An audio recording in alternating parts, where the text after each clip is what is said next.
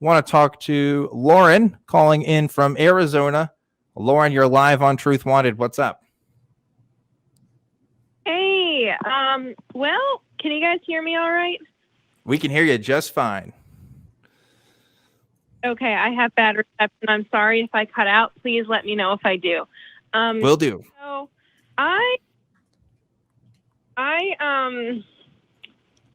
have an experience, and I'm wondering, I guess, what you guys' thoughts are on this, because when I was younger, I was in a cult, and I would get terrible headaches, and I would kind of see things like auras and stuff that weren't really there. And the cult I was in convinced me that I was being given messages from God, and I had to decipher them, and the headaches were either demons trying to get into my head and distort God's message, or that like it was punishment for not interpreting the signs I was seeing correctly. Now, I don't know if you guys know, but it turned out there's this, you can get migraines with like visual disturbances that gives you after images, etc. And it is literally called migraine. So after that experience, after I got out of the cult, after I realized I was suffering needlessly and panicking myself over something that was like a completely normal, and treatable medical condition, I was wondering, how many of these prophets or historical figures or psychics and soothsayers just had some neurological thing going on where they were experiencing, flashing lights, or auras or something else like that. Mm-hmm. And I was curious, I was just curious. Yeah, it's interesting. It's interesting when you think of Jesus and you think of the Bible. There's a great emphasis that's put on healing people, and even in the Old Testament, going back to that religious tradition, you see that personal maladies are a big theme as far as like what this whole thing is about and how to like rectify those personal maladies, and even going so far as to say that sin itself is the cause of a lot of people's personal health issues, which is a terrible thing to believe. And I'm so sorry, by the way, that you had that experience growing up. It sounds like it's been put behind you. I hope everything is going well with that going forward. But yeah, I would speculate too that a lot of the traditions that we see coming from people from the past are people suffering from some kind of illness and interpret that illness in ways that make sense to other people with similar symptoms, or are like kind of making other people believe that they have certain symptoms or things happen in their life reinterpreted in new ways. With medical phenomenon, you see this all the time with like the cancer people who say like, oh, you can cure cancer with elderberries, or you can cure it with all these other things. Like anecdotal evidence kind of makes people suggest that, oh, these other traditional treatments aren't working, but you might feel better for a day from this treatment. And I think a lot of religion boils down to that is, oh, I felt good after I prayed. That must mean that, God is real. And that's sad, but I think that's convincing for a lot of people. There is a thing, very sorry, by the way, Lauren, and I hope you feel good today, nowadays. But it is indeed true that people had this attitude in the past about psychology, about mental problems, about hallucinations and things like that. They interpreted those things very differently and even valued such things. They respected people who have hallucinations in different civilizations, different societies. I mean, you have to think the study of psychology is very new. It's only been around for, I don't know, like 100 years. And going into psychiatry and trying to actually analyze the normal human psyche and the normal human brain is something that has been around only very, for a very short time. Even in the most developed countries, among the most developed nations, you will see that large parts of the population don't even understand mental health problems. Many of them don't believe in mental health problems. They still interpret them as simply spiritual matters or possessions or this and that. I mean, I myself, a very mild example, I know, I used to have a lot of cases of sleep paralysis, and I had to really make my own research because I was convinced, because that's what everybody told me, including my parents, that this is actually a jinn in my Islamic culture, a night being, like a demon, that is actually bothering me and sitting on my chest. What's actually happening. If you look at certain prophets or gods or things like that in the past, you will see that they had lots of symptoms that correspond with symptoms which we nowadays know are attributed to certain mental health conditions. For example, one final thing, in my own example, I am a former Muslim. I used to believe in Islam. I used to believe that Muhammad is, the holy prophet, and he communicated with an angel. When you actually critically analyze this, you see that there is no proof that he ever communicated with anybody. Nobody else ever saw it. He simply reported that this man was coming to him, and he also explained that he receives his revelations in forms of a ringing of a bell that suddenly happens out of nowhere, and then he has these thoughts afterwards. People saw him shaking or making snorting noises. Weird movements, states of trance, and things like that. And people took that as signs of God communicating with him, in the deserts of 7th century Arabia, where people did not nearly understand, psychology and mental health issues. And they interpreted any such things as possessions, as divine inspiration, divine communication, I don't know, demons, monsters, and this and that. And I mean, that is a nice thing to analyze and to look more deeply into. Yep. And the Apostle Paul too, if you think about, like, he supposedly had a vision on the road to Damascus where he was like temporarily blind for a bit, and that could have been a stroke.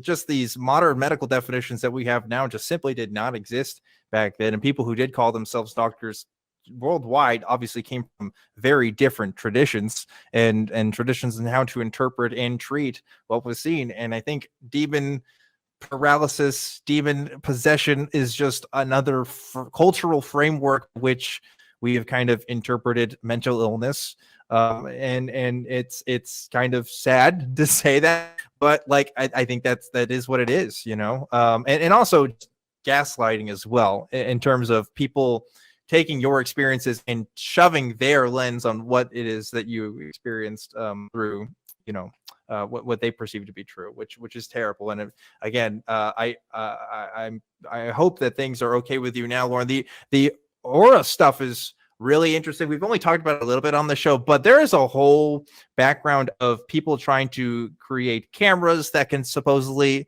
catch auras and stuff, and it's all scam bullshit and stuff. Like it's really nasty what people will do. But I'm actually really interested. What are your thoughts, Lauren? Yeah, the aura stuff. Well, yeah, it's weird. I go up to Sedona pretty regularly because I live in Phoenix, and I've always kind of wanted to get one of those scam pictures if they weren't like $40, because I am so curious if I'm so scam, BS. It's a hobby of mine. Yeah, I tested out too. But they're like $1,000 on Amazon if you ever try to get it up. And of course, they're just not real. But anyway, yeah, it's bad. I'm actually really interested, Lauren, in your experience with these things, in your experience with the cult and aura and how they interpreted it and how it eventually turned out. I am really personally very interested in that. But yeah. Yeah, if you're open to talking about that, I'd be interested in that too. Yeah, I can absolutely talk about it. So basically, I was pretty young, and I think I was just hitting puberty, and then I started seeing these little lights in the sky. Which, if you guys look up visual snow online, I get it much more mild than any of the pictures you'll see online. So like, it doesn't affect my day to day at all. But I started seeing that stuff, and I started getting these terrible headaches, and I started missing school because of it. And so I went to the doctor. My parents took me to the doctor. The doctor poo-pooed it and basically was like, oh, it's all in your head. And I was terrified because he said, this is all in your head, like get therapy. So I was like, oh my God, I'm just a kid. I'm crazy. There's something wrong with me. So then there were these other girls who said, oh no, we see the same things. It means you have powers. And being young and naive and wanting any explanation to help me, I believed them. And so it got me into this cult thing. There was sexual abuse, there was physical abuse. It was really, really bad. And then when I got older, it was horrible. It was awful. I still have the scars because they literally cut into me. It was bad, man. It was seriously fucked up. And I think I'm really lucky, honestly, because I got older and I found I found a reasonable scientific explanation for what was happening to me. And as soon as I found the logical explanation, and then I went to the doctor, and they're like, a different doctor, thank God. And they're like, oh yeah, this is definitely migraines. You're fine, kid, basically. It was scary because I had to deprogram myself. I spent a long time deprogramming myself, and the other girls wouldn't just, see stuff. They would the people in this cult would hear voices and see things. And I didn't understand for the longest time why I could only do it around them. And turns out that's because they were depriving me of sleep by making me stay up for multiple nights in a row. I know now that that's a classic cult tactic, is sleep deprivation. And those sleepless nights would trigger my migraines. And then, and that's what would happen. But it was, Wow. the experience. And I feel really lucky. Wow. At an because they still believe all that. Still, as far as see things and hear things, and I feel like I got really fucking lucky to get out.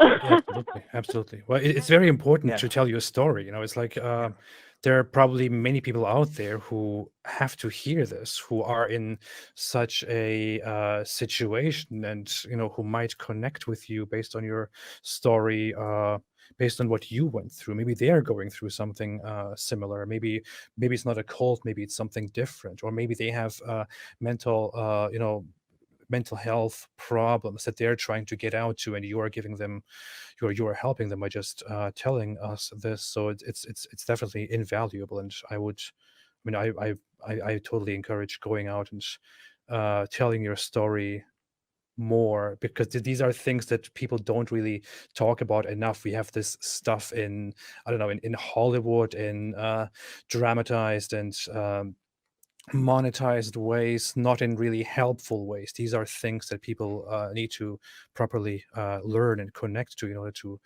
help those in need. I'm really, really very, very sorry, and thank you so much for bringing this out here.